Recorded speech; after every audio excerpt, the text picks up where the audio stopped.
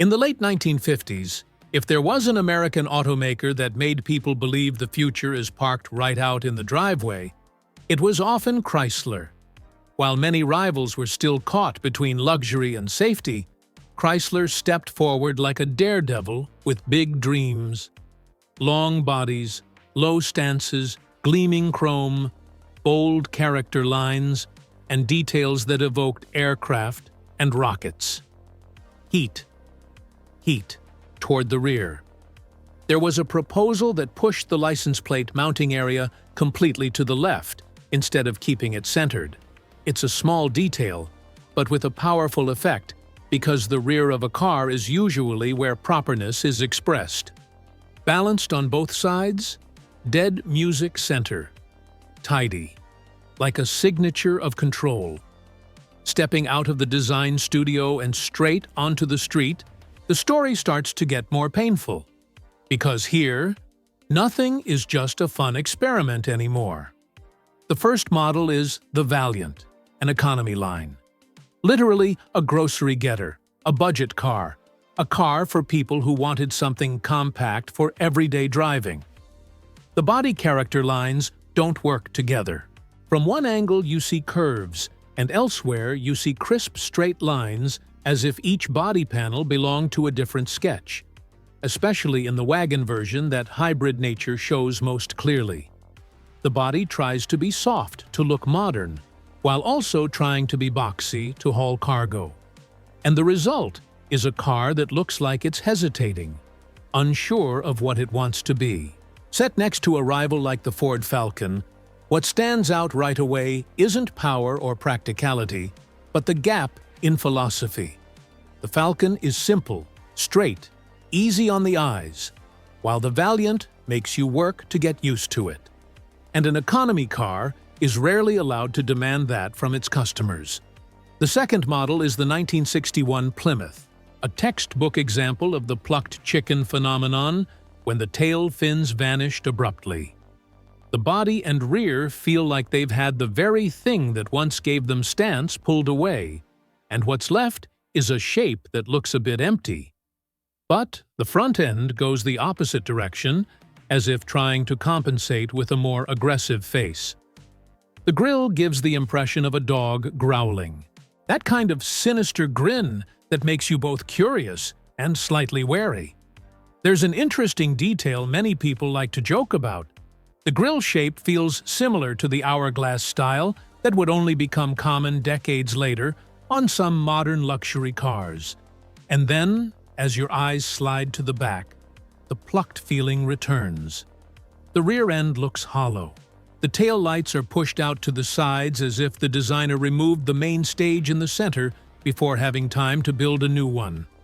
The third model is the 1962 Dodge, where the design floor reveals itself in a very human detail. Hesitation.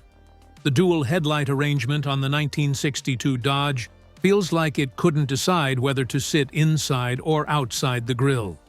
So, it ends up hanging somewhere in between. When a car looks straight at you, its eyes need order. The same height, the same intent, the same visual language.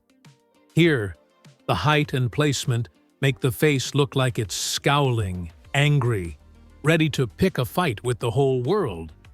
And it's often criticized because it falls into that second feeling, like an irritated face created by design awkwardness rather than by a clear idea. The fourth model is the 1961 Chrysler, and its problem is the complete opposite of the 1961 Plymouth. While the Plymouth suffered from the feeling of being abruptly stripped down, the 1961 Chrysler suffered from the feeling of holding on for too long.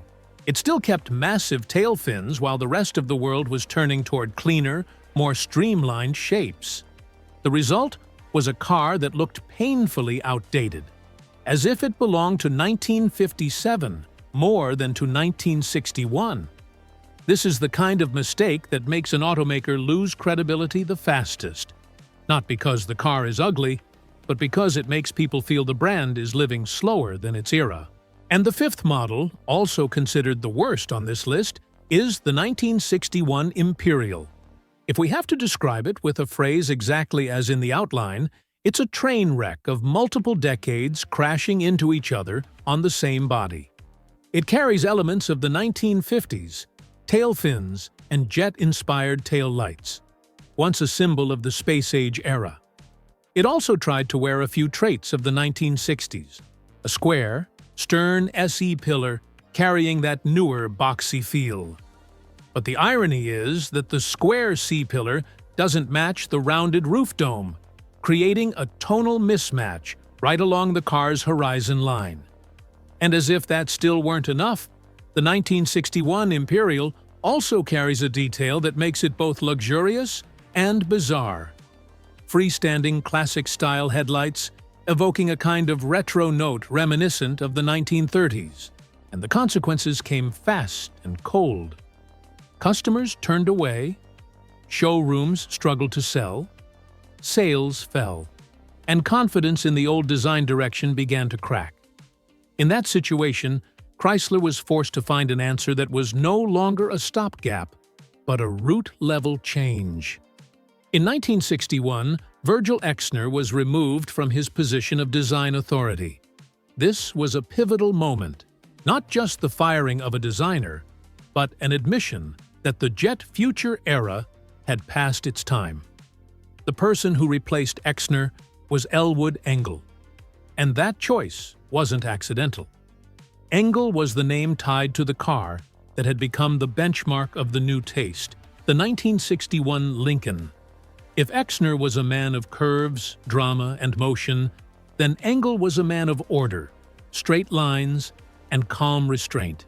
From here emerged the strategy you call Lincolnization, meaning bringing Chrysler design closer to the spirit of the 1961 Lincoln. More box-like, flatter, clearer straight lines, fewer unnecessary details with proportions tightly controlled to create a sense of luxury through discipline.